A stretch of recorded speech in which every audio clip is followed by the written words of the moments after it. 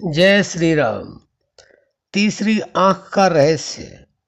108 श्वास लीजिए, तीसरा नेत्र खुल जाएगा। बंधुओं, ये जो तीसरा नेत्र है, इसका जो रहस्य है वह बहुत ही विशाल है। इसके बारे में जितना बताया जाए उतना ही थोड़ा है। आप केवल इतना समझ लें, इसको तीसरा नेत्र भी कहते हैं, आज्ञा चक्र भी कहते हैं, 10वां दरवाजा भी कहते हैं। यहीं से परमपिता परमात्मा का रास्ता खुलता है और वहां तक पहुंचा जाता है। और जिसका तीसरा नेत्र खुल जाता है उसके तो बल्ले बल्ले ही हो जाती है, क्योंकि यह तीसरा नेत्र खुलना इतना आसान नहीं है जितना लोग समझते हैं। हमारे संत समझा रहे हैं, लिख कर के बता भी रहे हैं, लेकिन लोग पहली बात तो समझते नहीं, समझते हैं तो करते नहीं, और करते हैं तो पूरी तरह ध्यान से करते नहीं। बंधुओं, ये तीसरी आंख का बहुत ही बड़ा रहस्य है।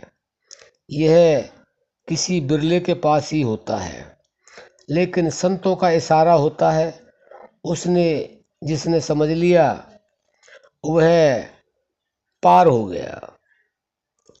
क्योंकि एक फिल्म का गीत भी है, समझने वाले समझ गए, ना समझे वो अनाड़ी हैं।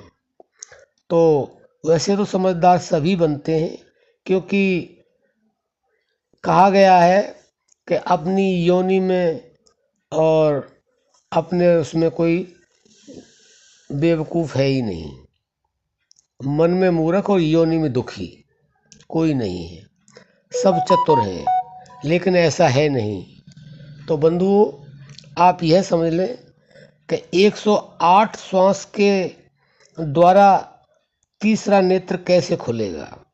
पहली बात तो यह समझ लें कि तीसरा जो नेत्र होता है, 10वां दरवाज़ा होता है, आज्ञा चक्र होता है, वह दोनों आँखों के भौं के बीच में नासाग्र के अग्रभाग में होता है, जहाँ पे माताएं बिंदी लगाती हैं। ऐसे समझ लें उस स्थान पर होता है। थोड़ा बहुत ऊंचा नीचा होता है, लेकिन स्थान वही बताया जाता है। वहाँ पर जब हम साधना करते हैं और प्राण को खींचते हैं तो उस समय वहाँ पर स्पंदन होना शुरू हो जाता है। हर एक का अपना अपना वो अनुभव होता है। किसी को स्पंदन होता है, किसी को खिंचाव होता है, किसी के ऐसा लगता है कुछ गड्ढा सा हो रहा है, किसी को कुछ दर्द होता है। अलग अलग हर एक के अपने अपने अनुभव हैं। लेकिन 108 जो श्वास हैं वह बताई गई हैं कि 108 श्वास इसलिए बताई संतों ने कि 108 की माला होती है, और जब इस 108 की एक माला प्रतिदिन हम बैठेंगे और हम तीसरे नेत्र को खोलने का प्रयास करेंगे, तो जब हम अब ध्यान की स्थिति में बैठ जाएंगे तो हम आज्ञा चक्र पर देखेंगे मन के द्वारा, क्योंकि इन आँखों से तो वह दिखता नहीं। आज्ञा चक्र पे जब हम देखेंगे तो वह मन से ही देखा जा सकता है। तो उस समय आज्ञा चक्र पर, जहाँ तीसरी आँख है, वहाँ पर देखते देखते और हम मंत्र का जाप करेंगे, जिससे हमारा मन ठहरता है। हमारे संतों ने तो हमें यही समझाया है कि वो सोहंग मंत्र है, जो प्राकृतिक हमारी श्वासों में है।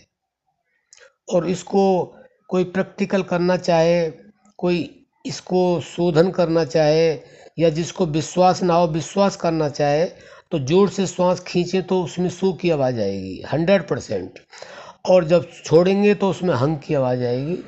तो यह संतों ने हंस का उपदेश दिया है अपने भक्तों को, जो विश्वास करते हैं और इस मंत्र का जाप करते हैं श्वासों के द्वारा, उनका कल्याण संभव है। तो आप इस मंत्र का जाप करें, अगर विश्वास हो तो।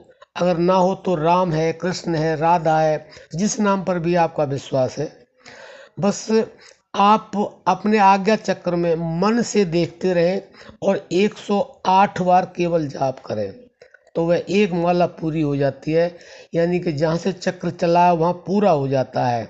और यह आप अगर 108 बार प्रतिदिन नियम से एकाग्रचित होकर के करेंगे तो वास्तव में ही आपका तीसरा नेत्र आज्ञा चक्र खुल जाएगा।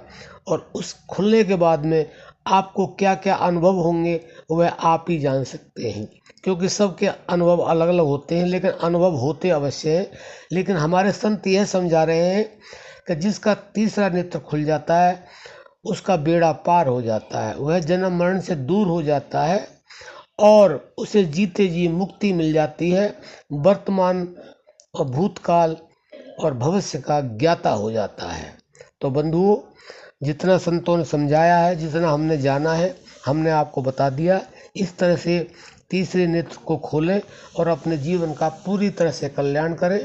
अब हम अपनी वाणी को विश्राम देते हैं। जय श्री राम।